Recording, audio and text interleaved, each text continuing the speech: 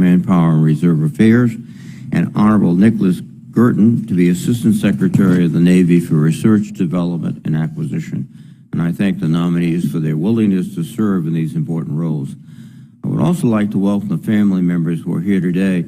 Mr. Kohane, I would like to recognize your mother, Teresa, who I know wanted to be here today and is watching proudly from home. Mr. Guertin, I welcome your wife, Maria, son Enrico, daughter Isabella, brother Joseph, and cousin Gregory. We are grateful to our nominees' families and loved ones for their continued support. Mr. Kohane, you are nominated to be the Assistant Secretary of Defense for Manpower and Reserve Affairs as the principal advisor on all matters relating to civilian and military personnel policies. You will be responsible for military, community, and family policy and reserve integration, as well as day-to-day supervision of the Department of Defense education activity and the Defense Commissary Agency. Your extensive leadership experience in the Department of Defense, various federal agencies, and private sector should serve you very well in this role. First and foremost, you will need to address the military's difficult recruiting environment. The services have struggled to meet their recruiting objectives for several years, and the total force fell tens of thousands of recruits short of its goal last year. Further, we know from recent survey data that young Americans' propensity to serve in the military is at its lowest point in decades. There are many factors contributing to this challenging environment, including competition with the private sector for candidates when the employment rate is at a record low. Even in the best of times, the military has always struggled to recruit when the labor market is slim. As such, the services have adjusted their testing and qualification strategies to try to overcome these challenges. The Army's Future Prep course has shown reasonable success and may provide useful insights for the other services. Mr. Kohane, our military's greatest asset is its people, and it will be critical for you to dedicate rigorous, sustained efforts toward improving recruitment. I would like to know your ideas for increasing the number of young Americans eligible for and interested in military service. I would also note that military child care remains a challenge, with persistent wait lists for child development centers and in some high-density locations, wait lists for fee assistance programs intended to partially offset costs for private care. The services have made modest progress in shortening these wait lists and hiring cleared providers, but more must be done. I would ask for your views on how this child care shortage can be improved. But before I move on, let me make one point. Diversity and inclusion strengthens our military. By every measure, America's military is more lethal and ready than it has ever been. It is also more diverse and inclusive than ever before. This is not a coincidence. Our military looks more and more like the nation it represents, whether in race, gender, creed, sexuality, or any other measure. This is the right direction, as America's strength is in its diversity. But greater diversity requires greater understanding within the ranks, and understanding requires learning and regular training. The fundamental bond that assures unit cohesion is the commitment by every member to protect, not exploit, his or her fellow service members, whoever they may be.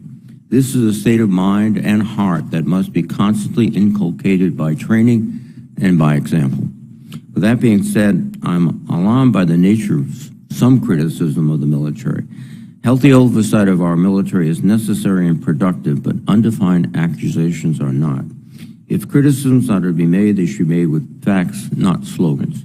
There are real consequences to these sorts of accusations, both to the cohesion of our force and civil society, but also to the benefit of our adversaries. This committee is charged with the solemn privilege of overseeing our nation's military. To accomplish this, we must exercise responsible oversight. Mr. Guertin, you are nominated to be Assistant Secretary of the Navy for Research, Development, and Acquisition.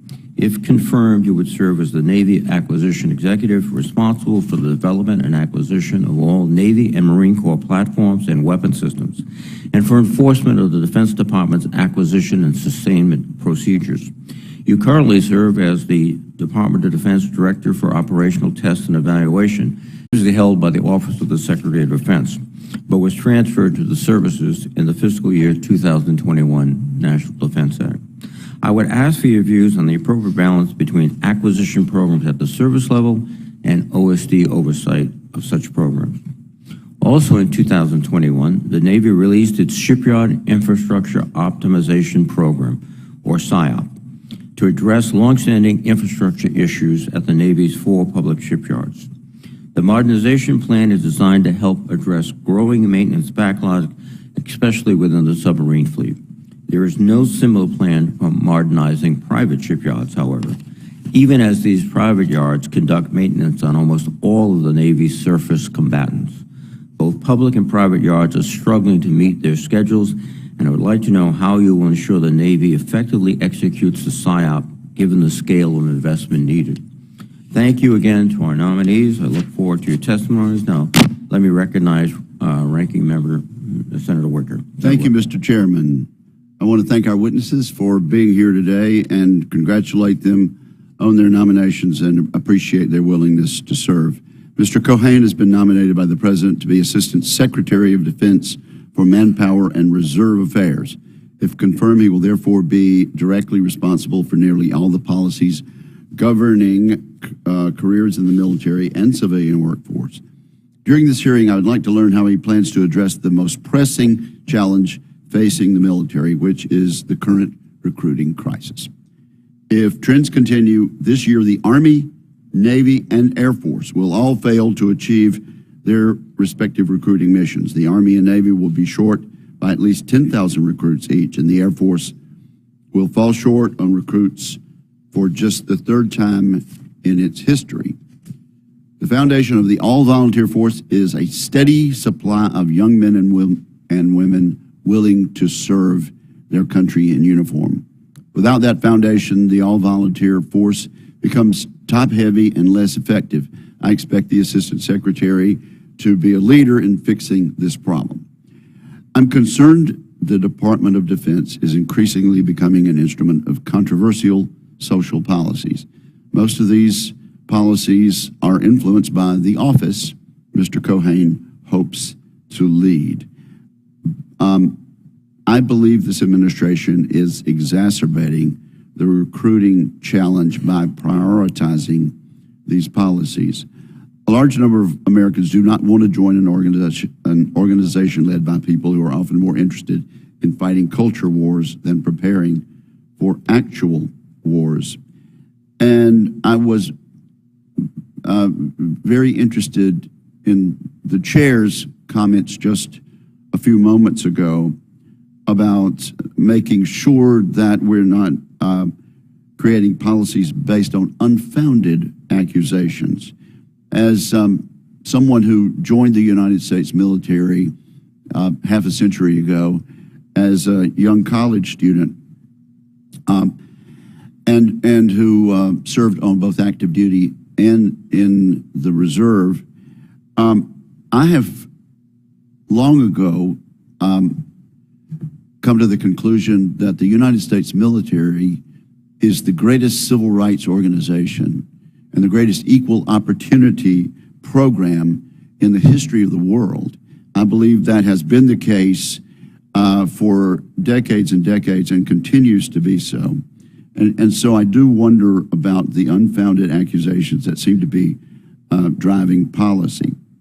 So I'm interested in what Mr. Kohane might do, if confirmed, to restore the department's focus on its mission, which is to provide military forces needed to deter war and ensure our nation's security. That's the mission that makes people so enthusiastic about joining our armed services.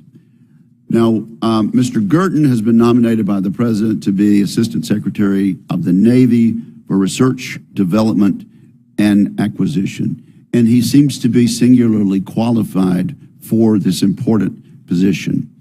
He will be responsible for managing the development of weapons for the Navy and Marine Corps. During this hearing, I hope to learn how the Navy can bring the latest technology to our warfighters and make sure the systems they currently have are ready to deploy. I'm concerned the Department of Defense is not moving fast enough to create a credible deterrent within the next 5 years as the threat from China increases, and I'm sure Mr. Guertin shares that concern. Perhaps we'll explore that during questions. The committee has provided means for the Navy to move faster in acquisition. but they're not taking full advantage of those means. Instead, the Navy relies on cautious, slow methods that delay the delivery of critical assets.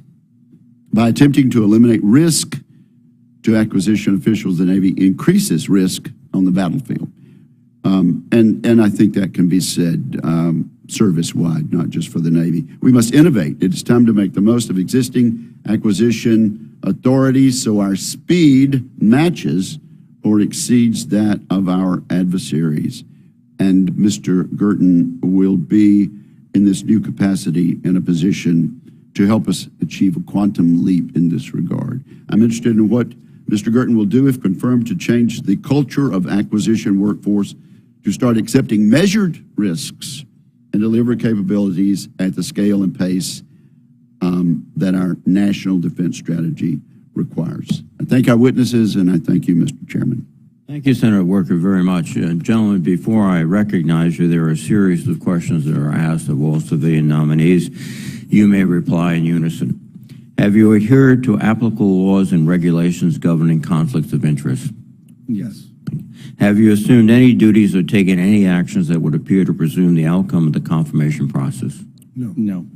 Exercising our legislative and oversight responsibilities makes it important that this committee, its subcommittees, and other appropriate committees of Congress receive testimony, briefings, reports, records, and other information from the executive branch on a timely basis. Do you agree, if confirmed, to appear and testify before this committee when requested? Yes. Yes. Do you agree to provide records, documents, and electronic communications in a timely manner when requested by this committee, its subcommittees, or other appropriate committees of Congress, and to consult with the requester regarding the basis of any good faith delay or denial in providing such records? Yes. Will you ensure that your staff complies with deadlines established by this committee for the production of reports, records, and other information, including timely responding to hearing questions for the record? Yes. Will you cooperate in providing witnesses and briefers in response to congressional requests? Yes. Will those witnesses and briefers be protected from reprisal for their testimony or briefings? Yes. Well, thank you very much. Mr. Kohane, please. Thank you, Chairman Reed, Ranking Member Wicker, and distinguished members of the committee. I'm deeply honored to come before you today as President Biden's nominee for Assistant Secretary of Defense for Manpower and Reserve Affairs. I'm grateful to President Biden, Secretary Austin, Deputy Secretary Hicks, and Undersecretary Cisneros for their trust and confidence in me. I want to start with thanking my family, friends, and mentors for their encouragement and support that has brought me to this place and time.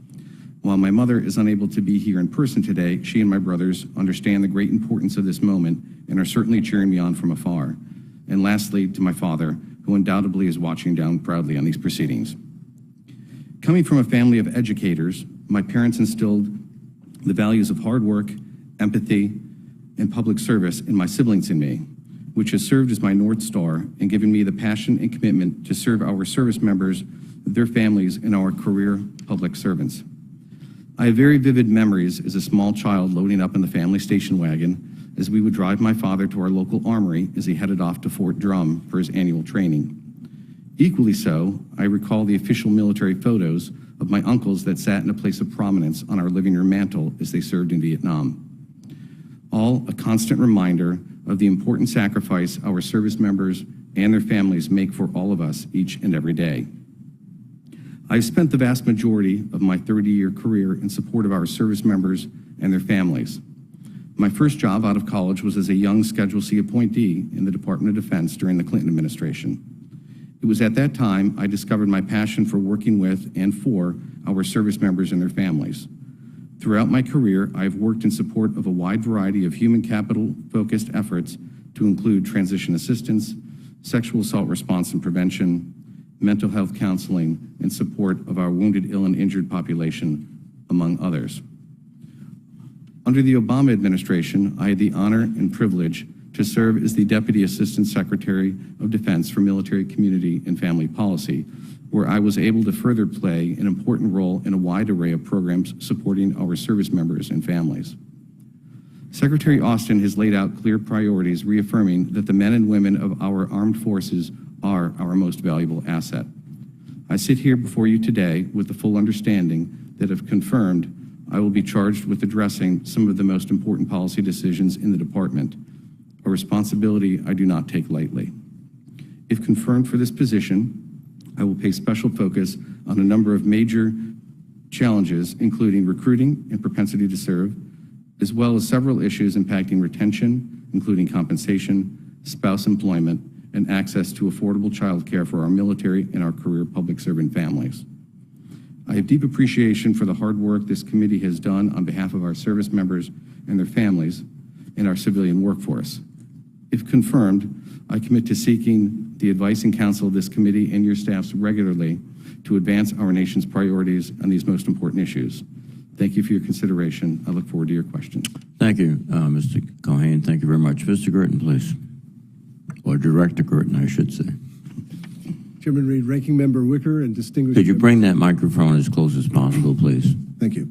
Chairman Reed, Ranking Member Wicker, and distinguished members of the committee, it's a privilege to be here today. I'm honored to be before you as the President's nominee to serve as the Assistant Secretary of the Navy for Research, Development, and Acquisition. And I would like to thank President Biden, Secretary Austin, and Secretary Del Toro for their confidence in nominating me. I would also like to thank my family, who you see behind me, Maria, my loving wife of 21 years, our children Enrico and Isabella. And please let me recognize my mother and the rest of my family, including my brother Pierre and cousin Greg, who are also here today. Lastly, I would like to thank the many great mentors and teammates across government, industry, and academia that have helped me to learn and grow throughout my career.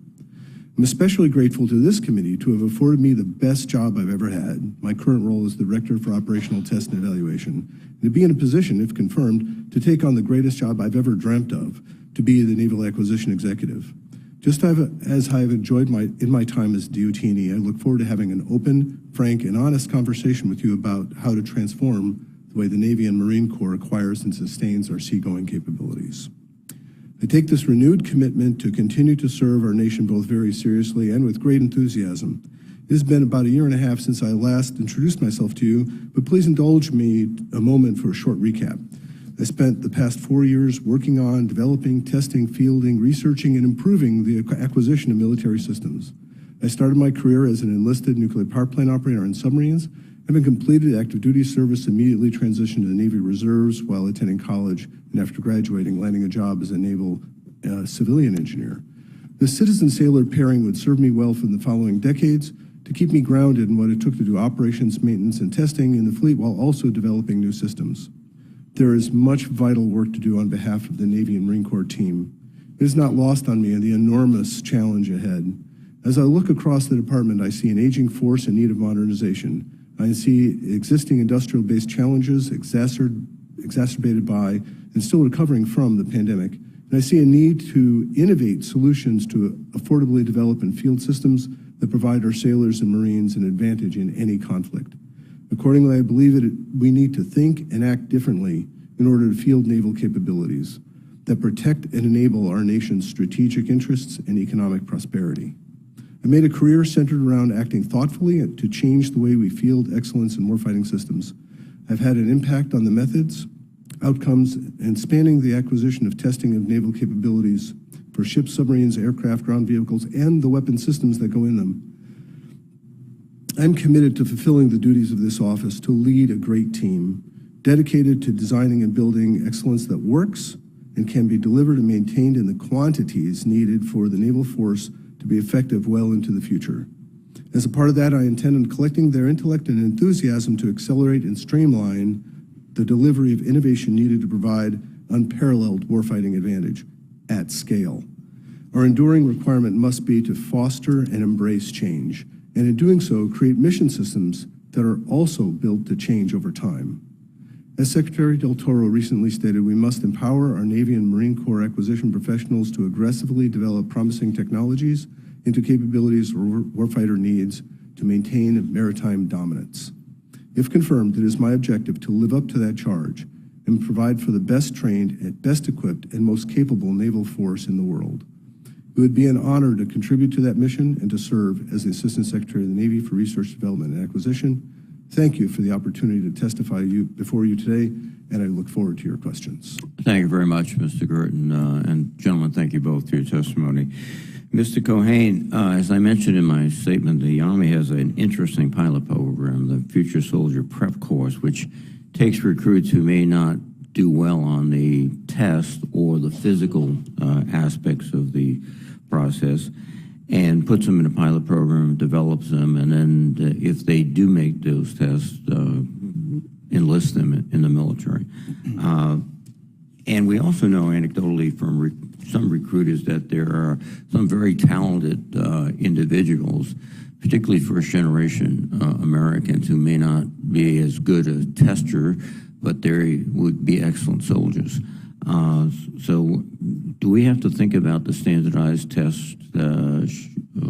Should we reconsider the use? Maybe it should be just one tool, not the tool. Your comments? Senator, I completely agree. I think at this point, everything should be on the table. I think we're at the point in which we need to consider all new approaches. We want to make sure that we are not lowering our standards, yet being able to provide an opportunity for anyone who wants to serve and is eligible to serve, meets the stringent requirements, has that opportunity. If confirmed for this position, Senator, I would work with my team and the services and indeed this committee on resolving that issue immediately. Thank you. We spend a lot of money on advertising. I don't have a feeling that we really understand it as well as some other large enterprises, nor do we track it as well. Is that something that would be of interest and concern to you? Yes, sir. I think it's on the top of my list. Just personally, I think we need to really look at doing things differently. I think technology has not been embraced necessarily in that particular recruiting environment. We need to readjust, perhaps really engage heavy with some of the technology. If it means coming back to this committee for additional guidance and approvals and authorizations, we need to be prepared to do that. Okay.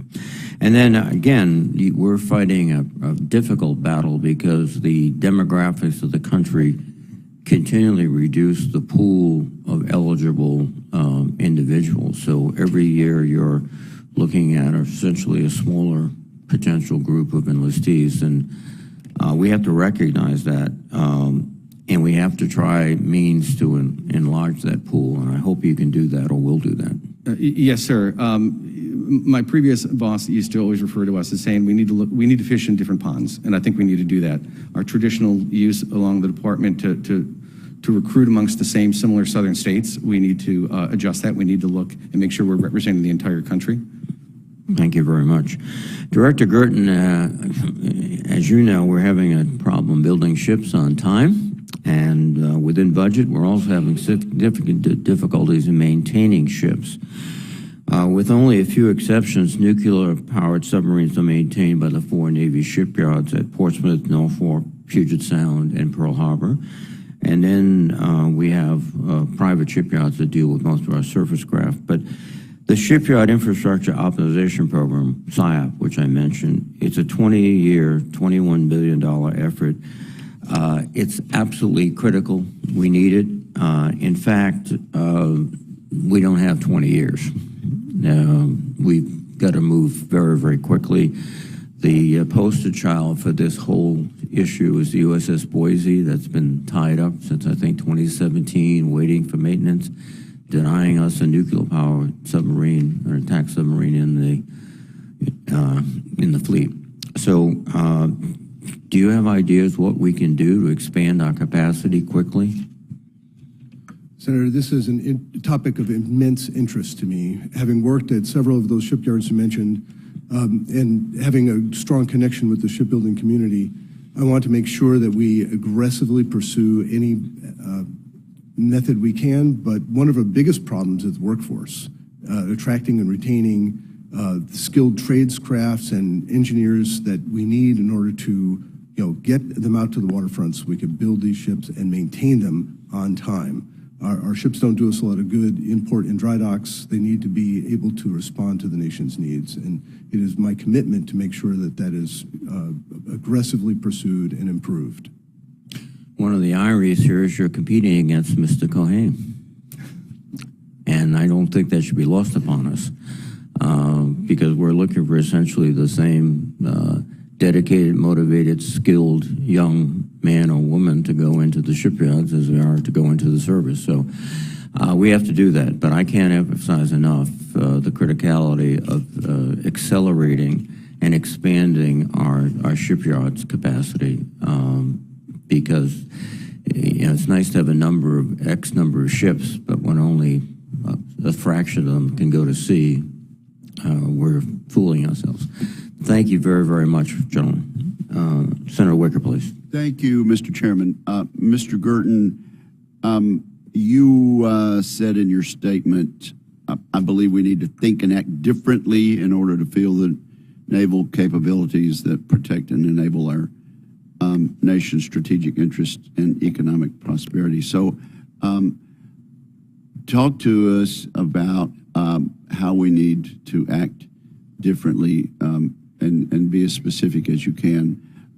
Also, I mentioned in my statement that this committee, through statute, had provided certain authorities that, in my judgment, have not been fully acted on. Would you comment on that? And do you need additional authorities to become more flexible and nimble?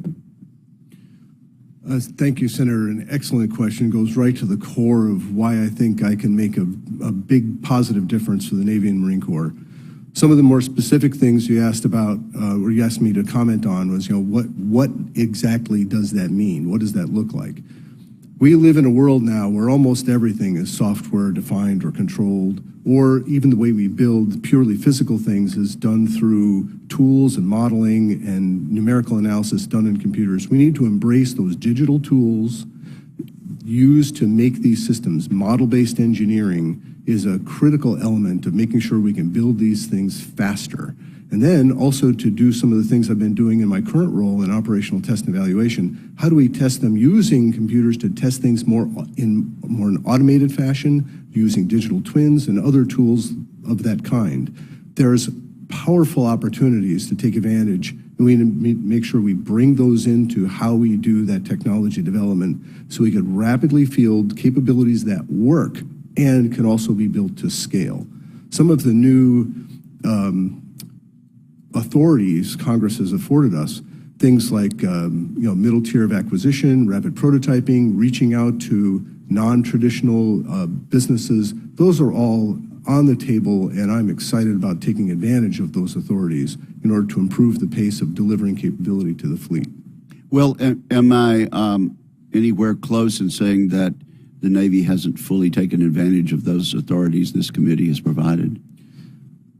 Senator, I don't have the details on every single program as yet, but I'd be happy to give you a more detailed answer as I get deeper into it. And okay, we'll do that. And also, if you need further authorities, we mark up a bill and pass it every year. We have a history of doing that for decade and after decade. And we have a vehicle available to you in that regard. Mr. Kohane, the chairman mentioned in his statement basing policies on unfounded allegations, which were not helpful. And I guess I came back even a little stronger in re-emphasizing that. So I want to ask you about that. There has been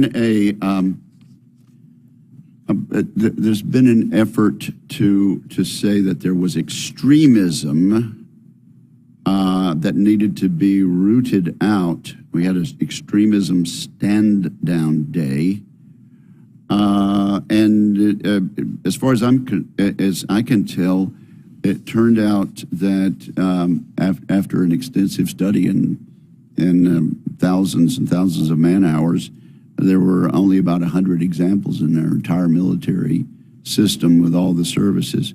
Do you think that stand-down day was a valuable use of man-hours? Well, Senator, I have limited visibility into the department and how that went at the end of the day. However, I think certainly extremism is an important issue that we always need to and always will be looking at in the department, and making sure that we are educating. The smallest type of extremism can certainly be problematic. Do you think it's helpful, though, when we're trying to get young Americans from all demographics and all economic groups to do as the chairman and I did decades ago and sign up to defend their country? Do you think it's helpful to send a message that there is a need for extremism stand-down day?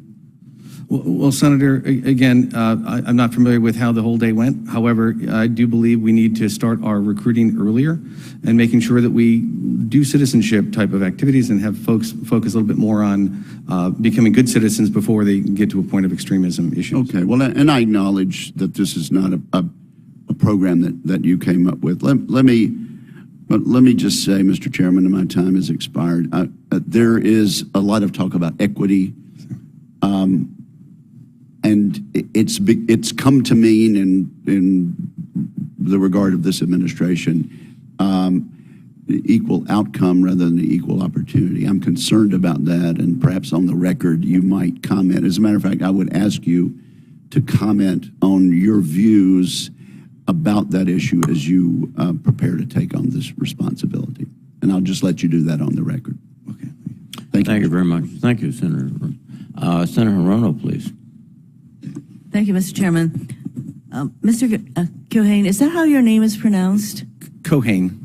Kohane, because it looks distinctly Hawaiian to me. I get that often. You get that a lot, don't you? I get that a Because lot, in yes. Hawaii we would say Kohane. She means that as a compliment. And I take it as a compliment. Yes. Kohane. So welcome to both of you. To ensure the fitness of nominees to serve, I ask the following two questions of all nominees who come before any of the 5 committees on which I sit. And these are foundational questions, so I will ask you both. Since you became a legal adult, have you ever made unwanted requests for sexual favors or committed any verbal or physical harassment or assault of a sexual nature? No, No, Senator. no, Senator. Have you ever faced discipline or entered into a settlement related to this kind of conduct? No. No. No.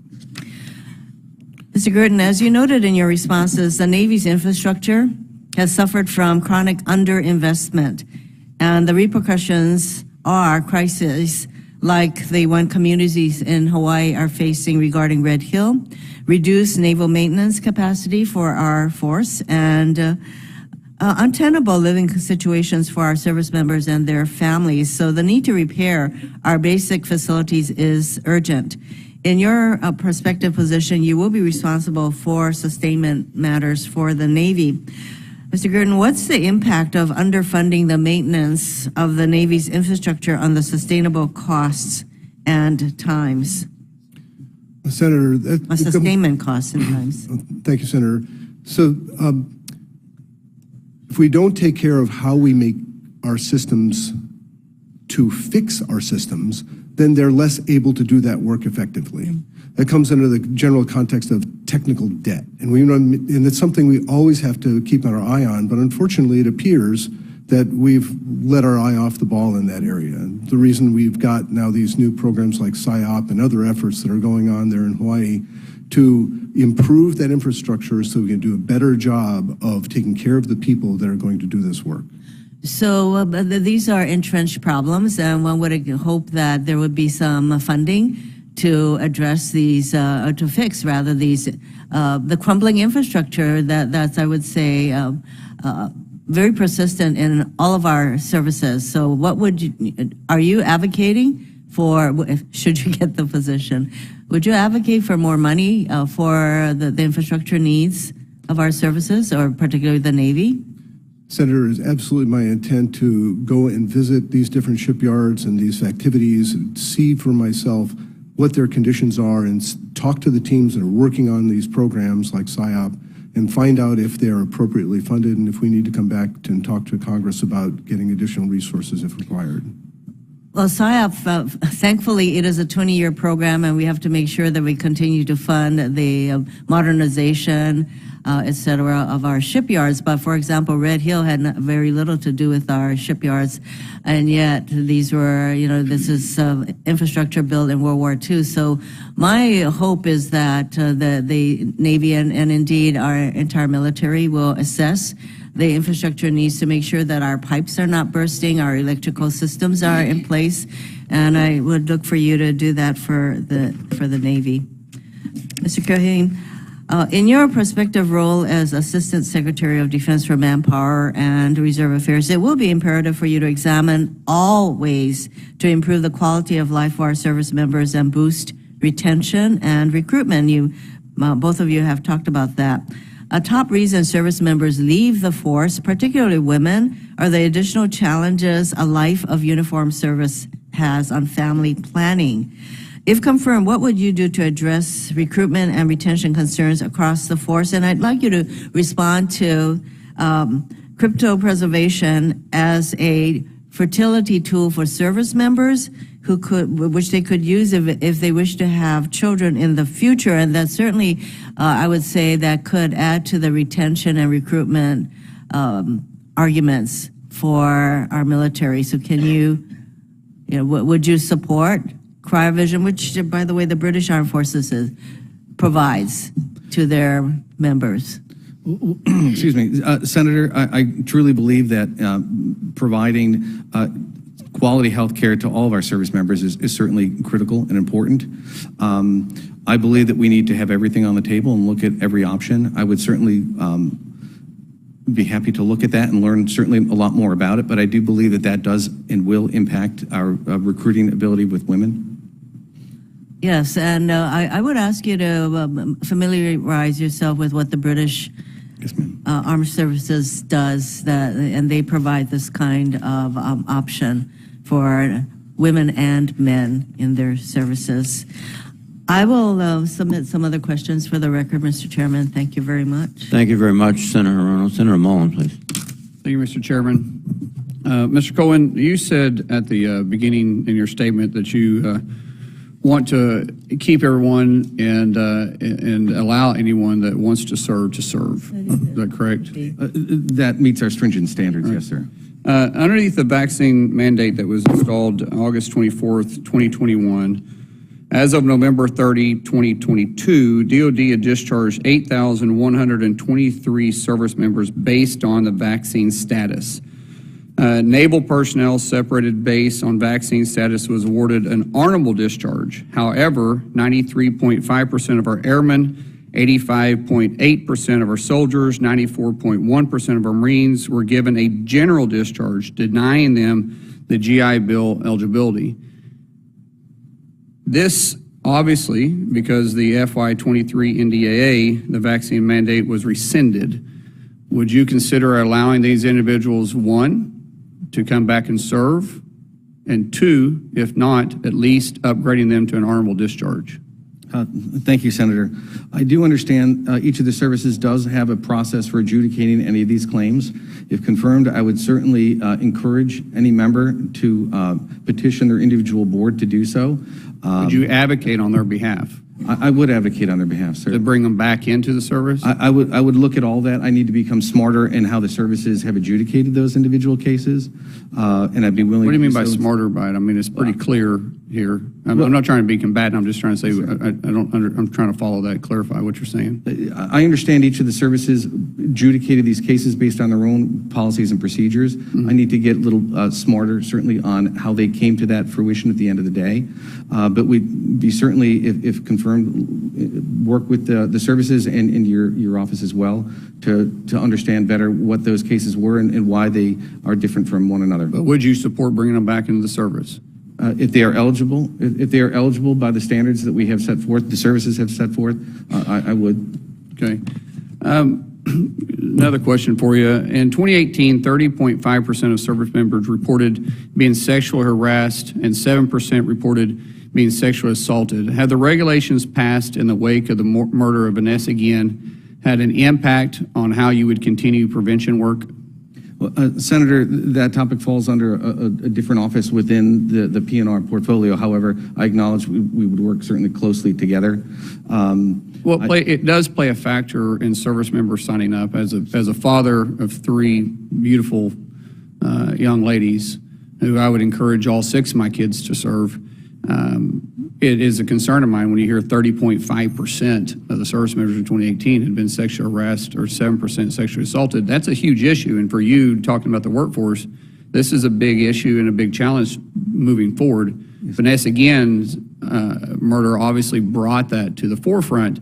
And we worked hard on making sure we made some changes in the bill with the Vanessa Guillen bill, and ultimately it changed moving forward. But I believe this is something that you would have to, it would fall in your lap.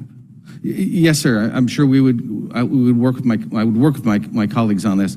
Bottom line, this is unacceptable, and it is offensive that these are happening. I know Secretary Austin has issued recent guidance on a number of steps with the military academies, but this issue is certainly very upsetting, and we certainly need to address it. If confirmed, I'll address it immediately with my counterparts. Thank you. Last question. Has either one of you reached out to the, I know you guys went through this process last year, but has either one of you all reached out to the new senators to set up a meeting with anyone or a phone call on your all's behalf? Senator, the Legislative Affairs team does that reach out to the senators? My understanding is they reached out to all members of this committee. Did they reach out to your office? You got to check on that. I checked before I got here, and no one had reached out to us. And that's an issue, because if you're wanting our support, it would be beneficial to probably reach out to us, because I had this kind of unwritten rule in my office. I'm not voting for someone that didn't take the time to come meet with me, because I want to know who I'm voting for. With that, I yield back. Thank you, Senator Mullen. Senator Kohane, please. Thank you, Mr. Chair, and to the witnesses, thank you for your service. I want to ask Director Guertin a question. You and I talked about this a bit already. Last year we had in the committee a lot of backing and forthing over amphibs. And when we had the Navy posture hearing, and I think it was at the end of April, there had been some churn and a suggestion that the Navy and the Marine Corps and maybe the SecDef or the White House was not on the same page with respect to amphib requirements that the Marines would need. At the posture hearing, Admiral Gilday, Secretary Del Toro, Commandant Berger said, we're on the same page. You're not going to see us diverge. You're going to get a report from us soon that will validate the requirements. That was in April. We got the report in late December, and I thought it was going to be like War and Peace size, because it had taken so long to get it to us, and it was 4 pages long. It did say that there's a need for 31, which is congressionally directed, so that was good, and it had everybody kind of signed on. But I was surprised that it took so long, and that the analysis, at least what we were given, was so cursory. The President submitted to us his budget last week, and the budget includes only one LHA, no plan to build an LPD in the fit-up. So setting aside that budget, you're not responsible for that budget, but if you're confirmed, how will you approach assessment of the congressionally directed requirements for 31 amphibious ships? So, Senator, it's not lost on me that this controversy about numbers of ships has been exacerbated even earlier this week, with OSD weighing in on, how many ships are going to be in the budget and what in that matter. But for my efforts, working directly with the Chief of Naval Operations and the Commandant of the Marine Corps to make sure we have validated requirements and have those, pushed through the budget process, to make sure we get the right numbers of ships that meet the needs of the national security strategy. I'm perplexed that this has been so controversial, but I'm committed to working on that and getting to the root of it, making sure we're building the right numbers of ships that meet the requirements of the national security strategy. I'd look forward to working with you on that, and I know other members of the committee feel the same way. Mr. Kohane, I appreciated our visit yesterday, and one of the things we talked about was mental health care, suicide prevention. We've had a string of really challenging instances in Hampton Roads, sailors connected to the George Washington, which has been under a very long refurb, multiple suicides in that portion of the fleet, and then a number of sailors who had been assigned limited duty status at the Mid-Atlantic Regional Maintenance Center on the Norfolk Naval Base also died by suicide, 4 within about a 45-day period. That one caused a light bulb to go off in my head that it should have probably gone off before. If somebody is in the Navy and they have an MOS and they really are trained to do this thing, but then they're not doing that job because their ship's in a seemingly endless refurb, or because of something, it might be a broken bone or a pregnancy, they're assigned into a limited duty status, and it's unclear exactly when that status will end. Will they go back to the fleet? Will they receive a med board and exit the military? Periods where people aren't doing the thing they trained for can lead to some sort of hopelessness or confusion or what's my place, and then that can exacerbate other issues and lead to significant mental health challenges. Should you be confirmed, talk to me a little bit about what you want to do to have appropriate mental health services available for all of our military members and their families, but particularly maybe some of those who are in a limited duty status or in another status where they're not necessarily doing what they thought they were going to be doing. Thank you, Senator. So within the department and under the umbrella of the MNRA shop, there is the Military and Family Life Counselor Program. It is the largest mental health counseling program in the department, 2,600 people worldwide. The great part of that particular process is an individual can go seek counseling on any number of issues without having any PII collected on them. So it frees up that level of burden on an individual.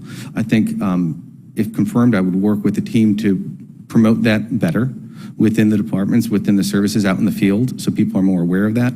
Additionally, I think this is a great opportunity where the family programs can step in and offer external or highlight other MWR programs, things like that, that would also get some of these service members out and about, out of their box, thinking a little bit differently.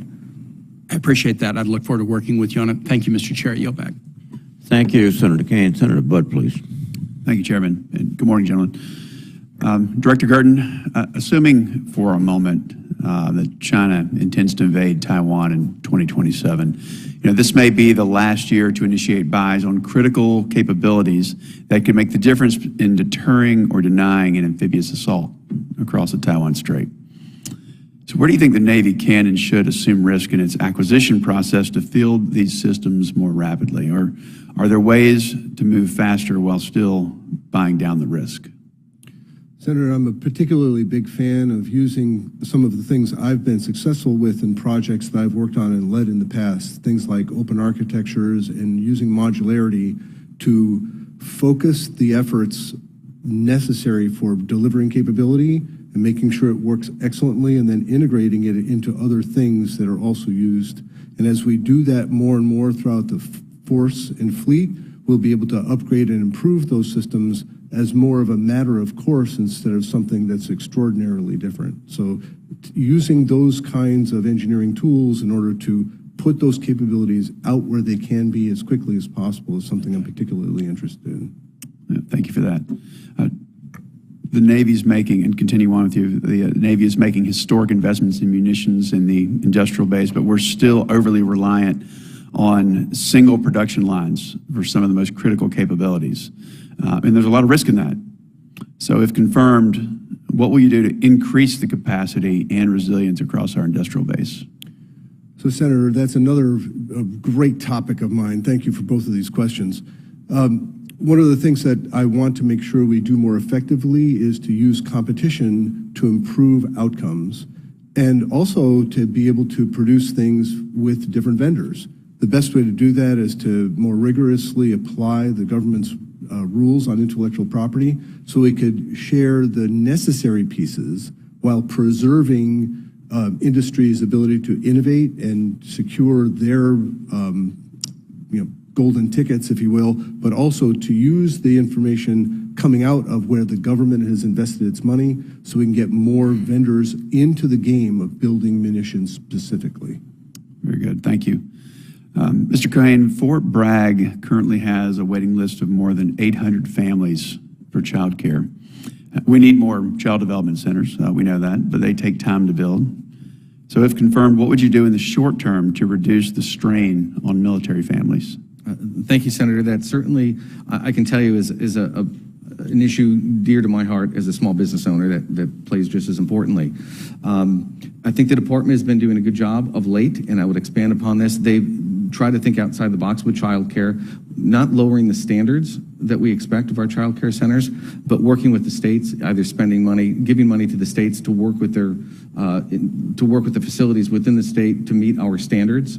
I also think that there were other issues such as emergency backup care that could also play an important role for some of our military families, especially while PCSing or exceptional family members.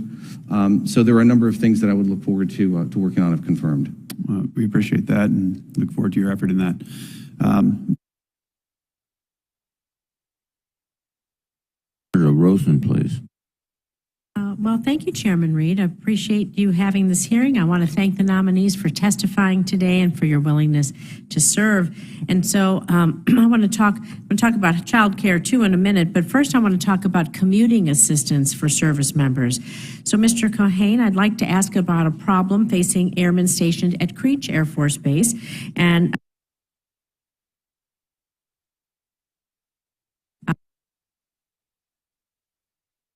miles from Las Vegas, which is about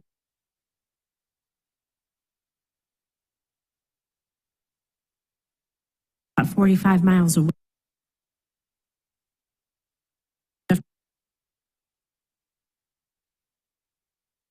Sometimes at Nellis Air Force.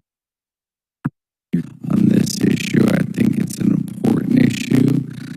I think it is one that probably doesn't get a lot of attention because a lot of our facilities are located In remote areas and environment with high inflation and costs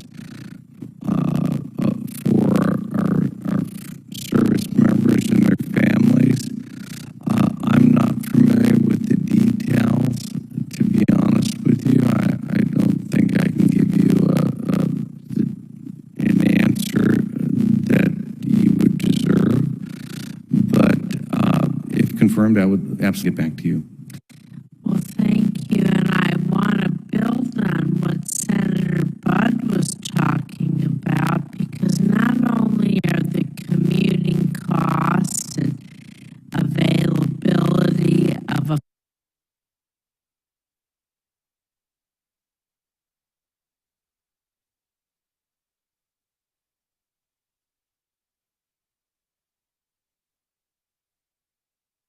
further away from an urban area. But childcare, accessibility, and affordability, really important. So last week, Senator Ernst and I reintroduced our Small Business Child Care Investment Act. This is bipartisan legislation that would increase the availability of affordable, high-quality child care to families by allowing nonprofits, those nonprofit child care providers, to qualify as small businesses and all the programs that would be available. And so, as you're aware, we said, as was mentioned, it's really an acute challenge for our service members to access affordable and high quality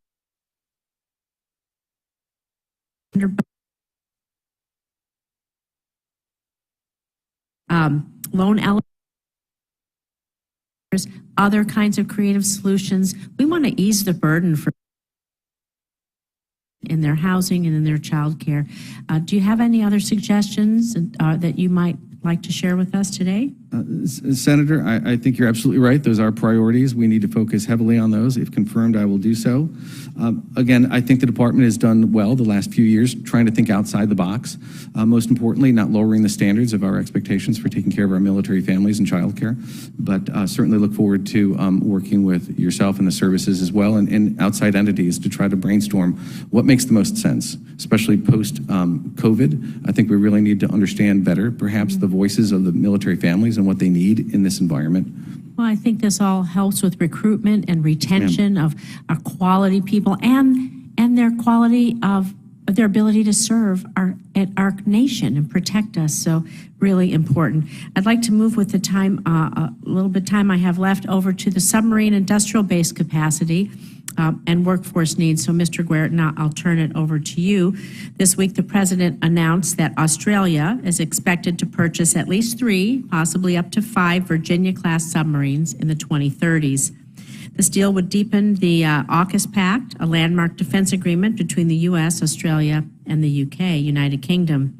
In addition, this deal sends a healthy demand signal to our suppliers all along the submarine industrial base. So construction of Virginia and Columbia-class submarines is operating under a schedule dictating that 2 Virginia-class submarines must be delivered per year through 2033 and 1 Columbia class submarine must be delivered per year beginning in 2026.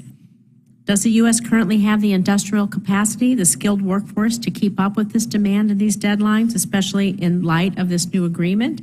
And if you're confirmed, how will you address the workforce and capacity issue that we might be facing? One of the things that I want to make confirm to this position of our timeliness. My understanding is that we have most of the industrial capacity to keep up with the laydown, but we're really struggling in the workforce area. As we discussed earlier, want to make sure that we're getting these skilled trades, new people coming into the workforce and learning, or young people that I want to make sure that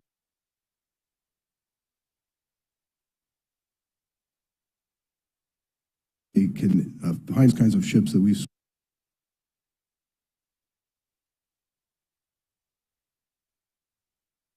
need so very much. Thank you very much. I can tell you every single committee I'm on, every time I testify or hear from a witness, it's always about the workforce people pipeline, no different here. Thank you. Thank you, Senator Rosen. Senator King, please.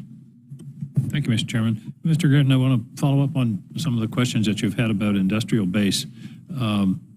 It seems to me that's one of the lessons we have from Ukraine is maintaining the industrial base and being sure that there are consistent demand signals that will allow to make the investments necessary to take from Ukraine.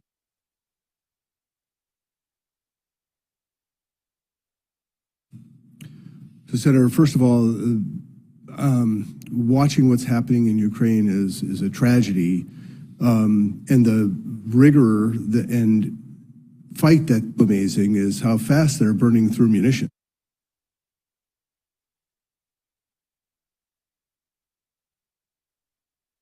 And if we are forced into an opportunity where we have to deny an adversary something we want to be a part of, we're going to have deep bunkers. And in order to do that, we're going to have to really ramp up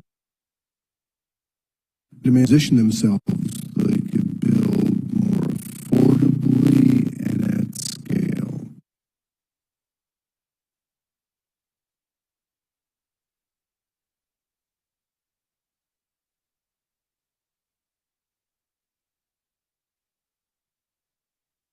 Your procurements, it seems to me, is one way to send that demand signal. Do you agree? Absolutely. My current colleague, Dr. LaPlante, Undersecretary for Acquisition and Sustainment, he's been doing some excellent work in this area to take advantage of some of the authorities that Congress has provided in order to get those longer-term deals established. One of the issues that I'm concerned about particularly is the transition from the DDG class destroyer to whatever the new surface combatant is, to be sure that there's not a trough, if you will, of demand, which would cause us to lose skilled personnel, and it's very difficult in this economy to get them back. So management of that, so that there's not a gap between the constructions of makes likely to be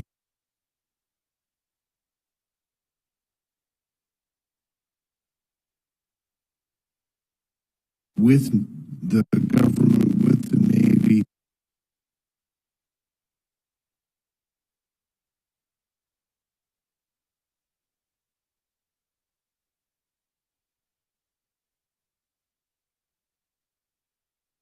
Understanding of what that design vision is a 3D printer on every ship.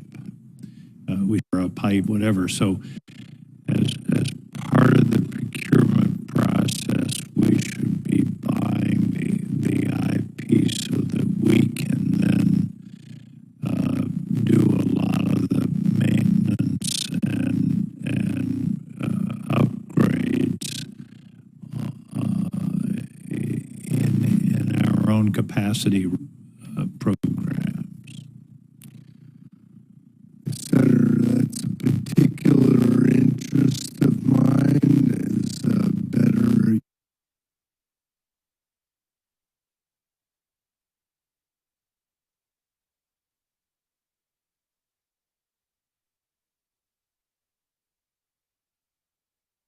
We have contracts with industry, and my commitment to you is to more aggressively utilize those rights, and where those rights don't get us the information just naturally as a part of the business deal, where we need to purchase additional intellectual property, where it's something that's related to unique investments that industry might do, that we can have a reasonable discussion with industry about how that is in their best interest, sure that their equipment is managed, maintained effectively over time.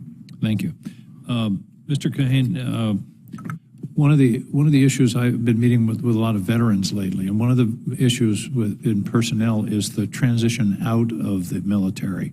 We have the TAP program, but the consensus I'm getting is that there are gaps, there are problems with it, and the suggestion is that the Pentagon should spend as much time and money and effort on transition out as they do on recruitment in.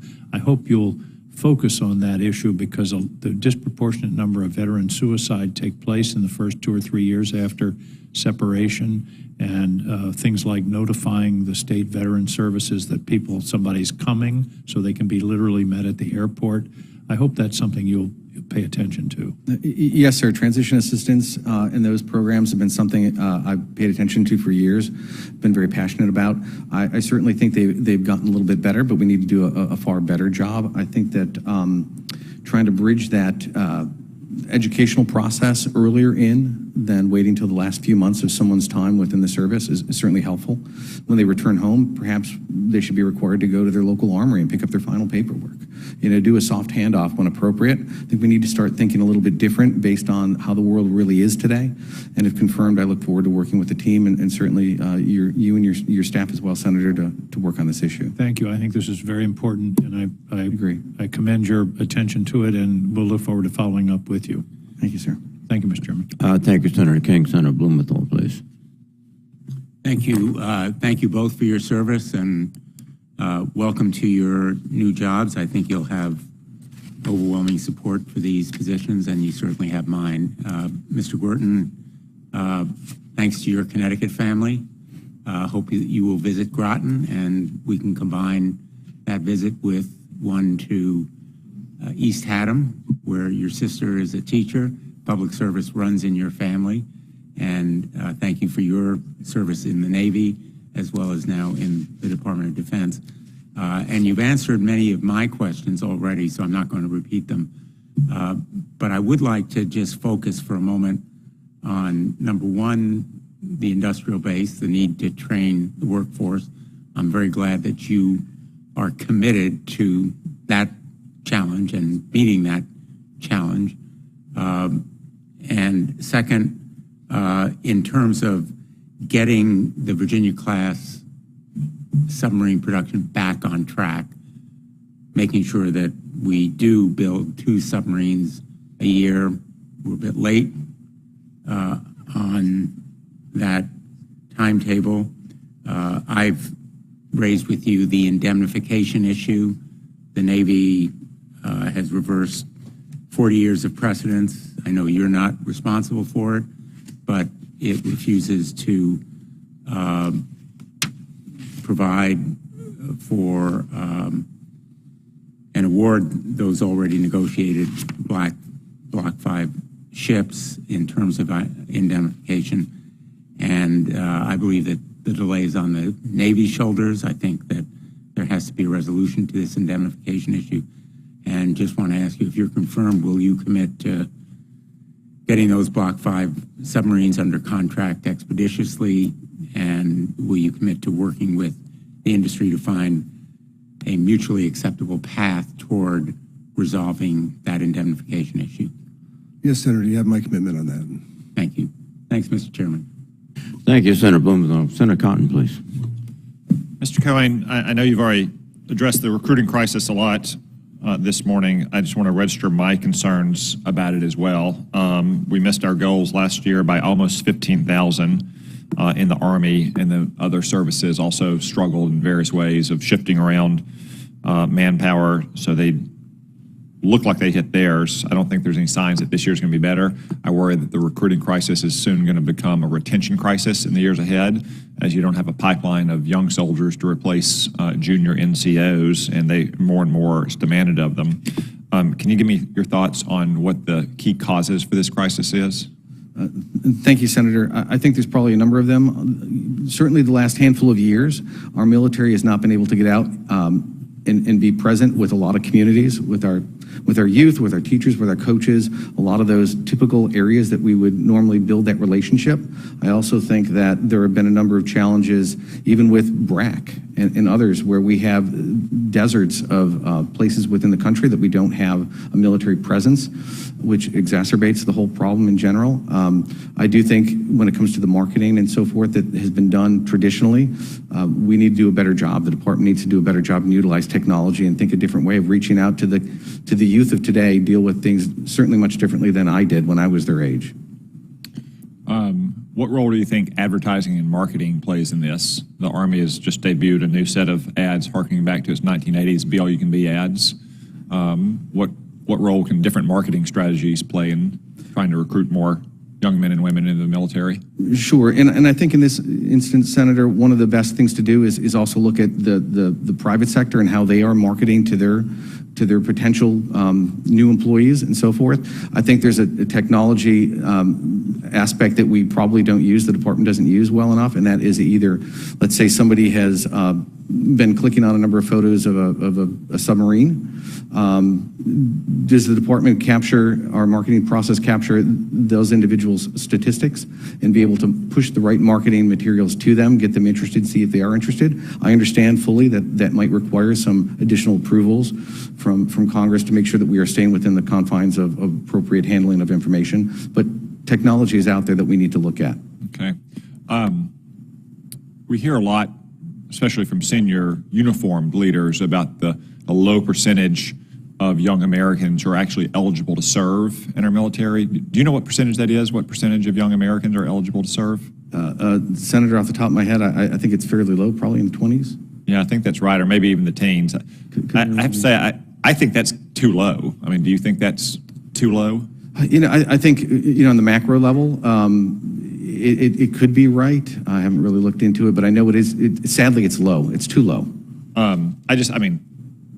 All of our recruits over time should be honored and celebrated. Maybe my favorite recruits of all time are the teenage boys in World War I and World War II who lied about their age so they could enlist and get a shot at the title overseas, and that we should be encouraging as much as we can every young American to join and to be eligible. And I think most of us have probably had experiences of deep frustration with the military services throwing up roadblocks. A young man who was a top-tier college athlete and had a knee or a hip injury and recovered and continued to be a top-tier college athlete, yet the Army says he's not eligible. Or a kid whose parents got divorced when he was 14 and some doctor prescribed some mood-altering drug for 6 months, and 5 years later he's told it's still disqualifying.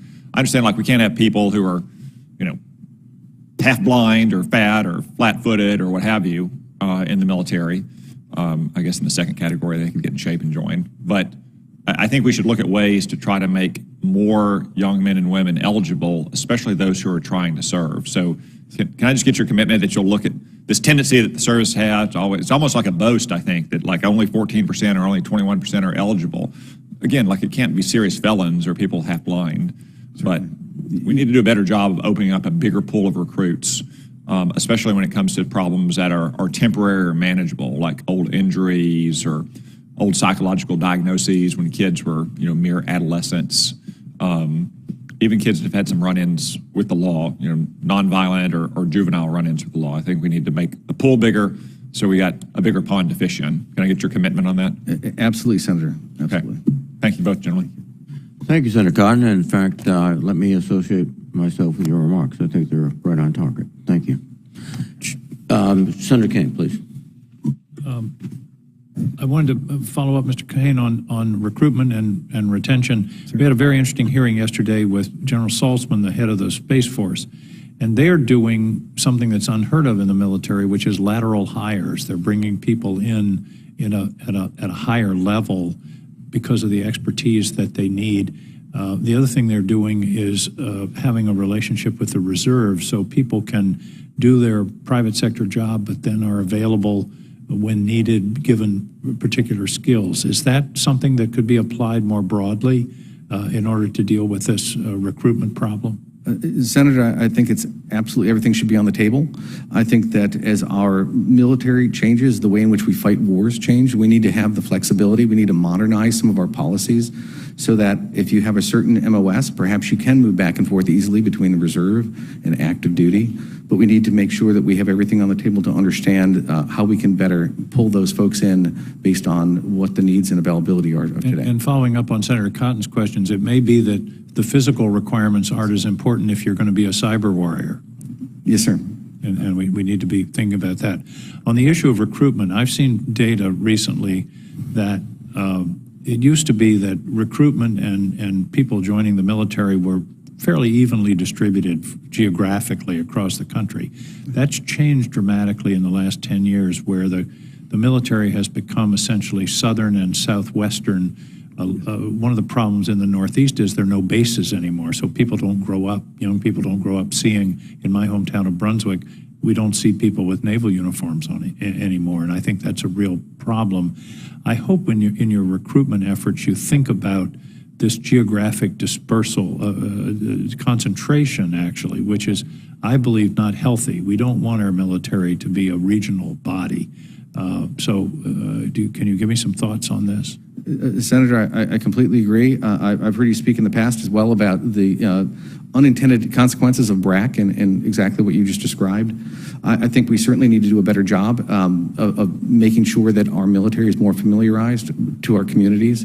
There's probably a number of ways we can do that, but certainly technology needs to be one of them. But you can also direct recruitment efforts in certain areas, in Buffalo, New York, or Cleveland, as opposed to Phoenix and Atlanta.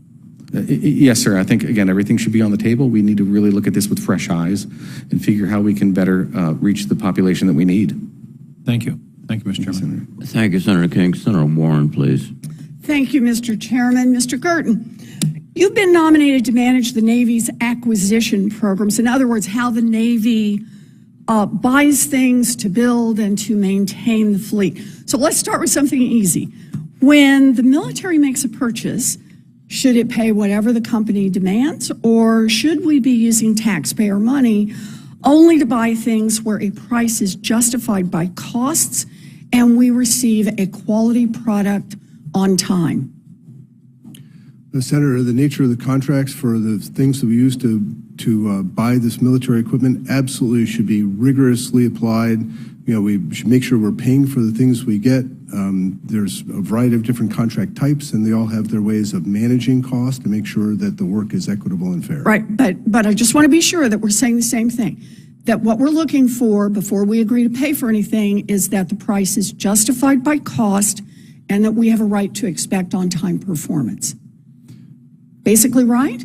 Basically right, but Senator, let's make sure we're not talking about, different kinds of animals. There's, fixed price contracting, in which case I completely agree with you. Then when we are there's more technical risk where the outcome is more uncertain, then that may be a better place to put cost plus contracting, where the cost might not necessarily be but that's still justified by cost. Absolutely. They're just different ways to calculate it. That's all I'm getting at. Because one of the tools that DoD uses to get things made faster is what's called progress payments. And that's where I want to ask more. So rather than pay for a project when it is fully complete, a company that's getting a progress payment gets advanced funding before they've finished building a ship or a plane so that they can cover the large capital investments that they need to make in order to do the job. I understand that. One of the ways that DoD responded to the pandemic was to hike the rate of advance payments to contractors so they got even more upfront. Now, let's be blunt. There was no data to suggest that that was necessary, but I understand that DoD was trying to help workers and the defense industrial base withstand an unprecedented emergency. I get that. But DoD is conducting a study now to determine how to reform progress payments now that the pandemic has eased. So do you agree that if the study shows that increased payments did not help DOD, that we should reevaluate using this method? Oh, Senator, as you might imagine, my current role, it's all about the data. We want to analyze using data and make sound decisions based on actual information. And so, first of all, I think you're really onto something. I bet there's a pony in there somewhere, but I think we should make sure we have the data that backs it up. Okay, as long as we will act on those data, if the data show the progress payments are not really helping us here. You know, I don't say this very often, but I think the Trump administration had a really smart idea for how to make progress payments work even better. They were sick of programs being behind schedule and over cost, so they proposed tying the size of the progress payment to program performance and then sharing cost and pricing data. Companies that deliver on time and provide all the data would get their money up front. The industry hated President Trump's reform proposal, and they managed to defeat it. But I think it's worth reviving. So let me ask, would you support conditioning or lowering the progress payment rate if it means that ships and airplanes will be cheaper and are more likely to arrive on time? Senator, first and foremost, I'm all about getting the best possible deal for the American people, no question. And I'm also very interested in innovative business models that get us to that end. And that sounds like a great opportunity, and I would love to explore it. All right. You know, look, failing to conduct proper oversight to control costs hurts our national security, and it hurts our ability to build the force we need to support our national defense strategy. We need to ensure that our acquisition policies are getting a good deal for the military and not just lining the pockets of giant contractors. Let's work together on that. Thank you. Thank you, Mr. Chairman. Thank you, Senator Warren. Gentlemen, thank you for your testimony. Thank you for your willingness to serve the nation and the men and women who defend us every day. And I know that's the effort not only of you individually, but your families also. And we look forward to moving with your nominations, and certainly I think you have my support. And with that, I will adjourn this morning's hearing. Thank you.